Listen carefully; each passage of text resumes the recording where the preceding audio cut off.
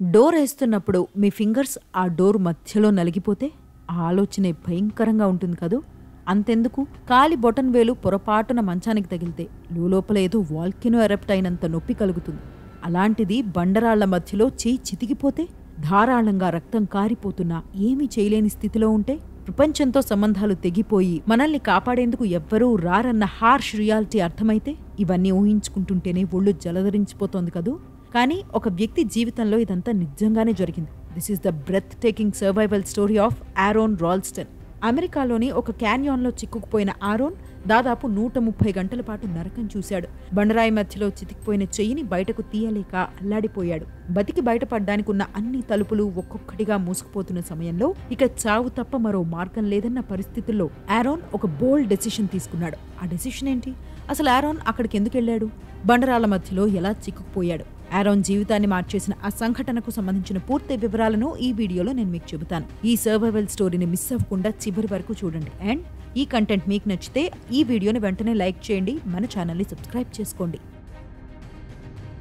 1975 అక్టోబర్లో అమెరికాలో జన్మించిన ఆరోన్ లీ రాల్స్టన్ 2002 వరకు ఇంటెల్లో మెకానికల్ ఇంజనీర్గా పనిచేశాడు. కానీ వర్క్ ప్రెషర్తో ఆరోన్ బుర్ర వేడెక్కిపోయింది. లైఫ్లో బ్రేక్ కావాలనుకున్నాడు. అప్పుడే ఆయనకి మౌంటైనరింగ్ మీద ఆసక్తి పెరిగింది. అది ఒక ప్యాషన్గా మారింది. ఇక 2002లో మౌంటైనరింగ్లో అడ్వెంచర్స్ చేయాలని జాబ్ క్విట్ చేశాడు. ఆ తర్వాతే అతనికి కొలరాడోలోని ఫార్టినర్స్ గురించి తెలిసింది. 14,000 అడుగుల ఎత్తులో ఉన్న కొండల టాప్ ని చేరుకునేందుకు ట్రెక్ చేస్తూ, జంప్స్ చేస్తూ, క్లైంబింగ్ చేస్తూ, బండరాళ్ల నుంచి కిందకు దిగుతూ అడ్వెంచర్స్ చేయాల్సి ఉంటుంది. ఈ ప్రాసెస్ ని క్యాన్యోనరింగ్ అని కూడా అంటారు. 2003 మేలో యూటాహ్లోని క్యాన్యాన్స్ లో తన అడ్వెంచర్స్ ని ప్రారంభించాడు ఆరోన్. కానీ తన జీవితంలో అతిపెద్ద సవాల్ ఎదురవుతుందని ఆ సమయంలో అతను ఊహించుండడు.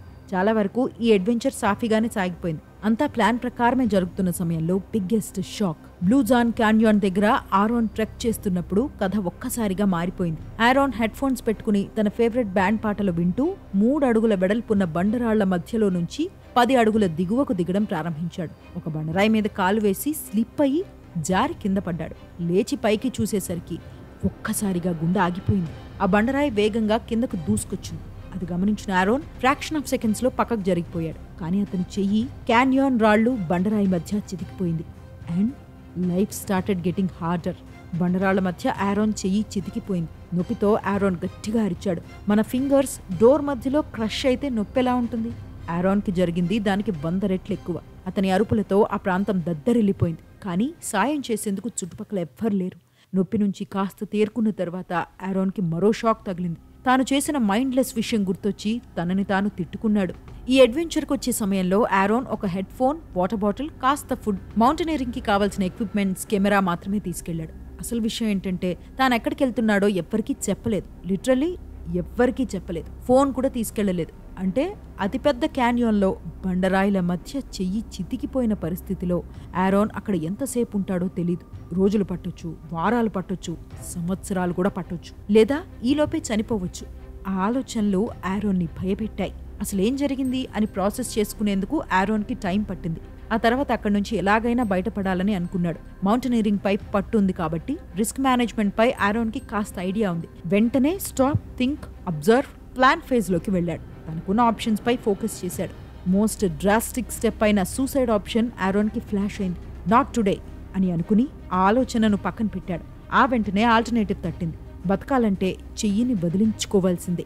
ఈ రియాలిటీ ఆరోన్కి అర్థమైంది. But the greatest battles are within the silent chambers of your own soul. జీవితంలోనే అతిపెద్ద నిర్ణయంపై ఆరోన్ మనసు, మెదడు మధ్య యుద్ధమే జరిగింది.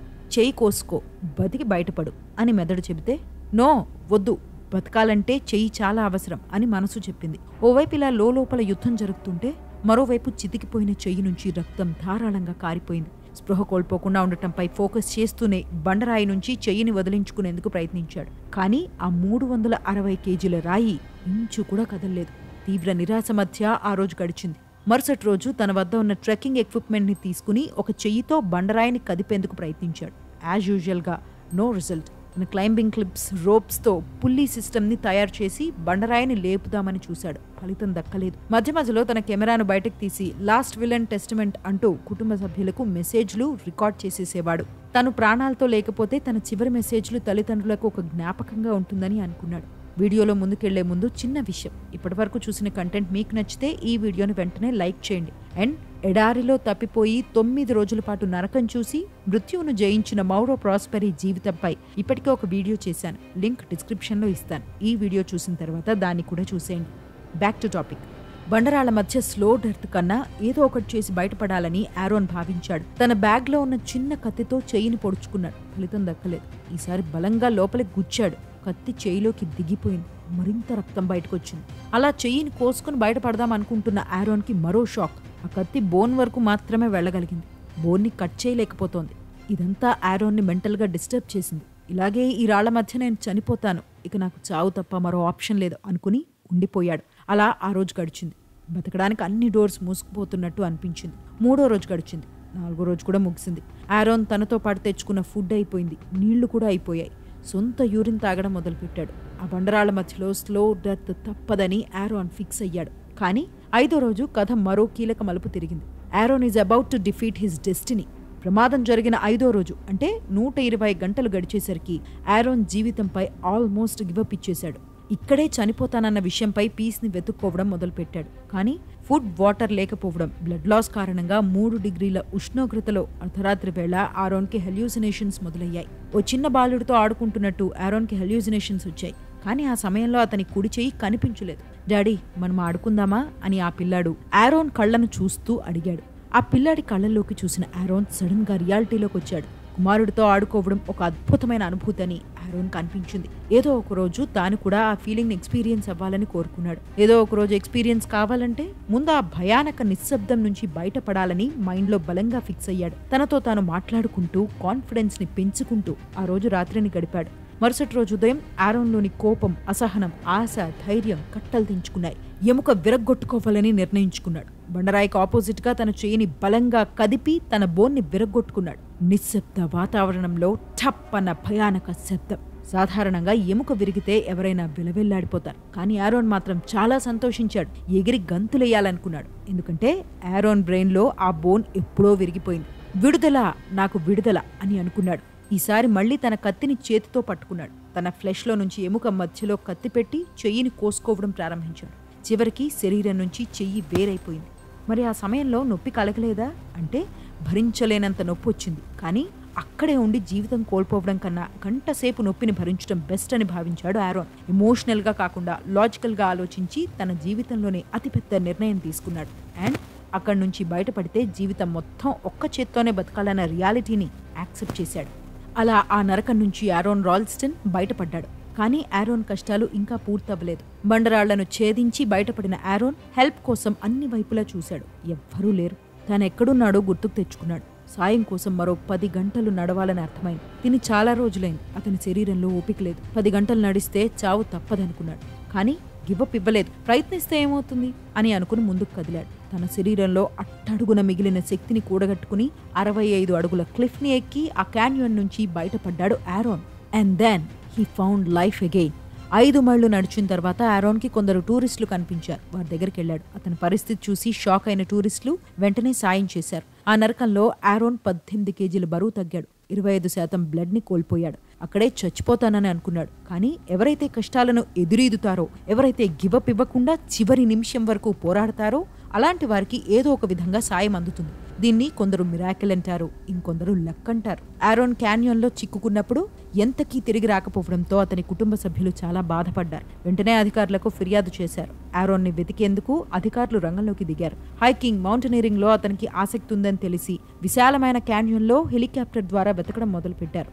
ఆరోన్ బయటకు వచ్చిన సమయంలో హెలికాప్టర్ అతన్ని గుర్తించింది. వెంటనే అతన్ని అక్కడి నుంచి ఎయిర్ లిఫ్ట్ చేసి హాస్పిటల్కి తీసుకెళ్లింది. ఆరోన్ రాల్స్టన్ గురించి చెప్పడం ఇక్కడితో ఆపేస్తే కథ అసంపూర్తిగానే మిగిలిపోతుంది. ఇంత పీడకలను చూసిన తర్వాత ఆరోన్ ఏం చేశాడో తెలిస్తే షాక్ అవుతారు. ఆరోన్ కథ వైరల్ అయింది. అమెరికా నలువైపుల నుంచి ప్రజలు విషెస్ పంపడం మొదలుపెట్టారు. కొందరు ఆరోన్ చిక్కుకున్న సైట్కి వెళ్లి డాక్యుమెంటరీలు తీశారు. ఆ ఫోటోలు, వీడియోలు సర్క్యులేట్ అయ్యాయి.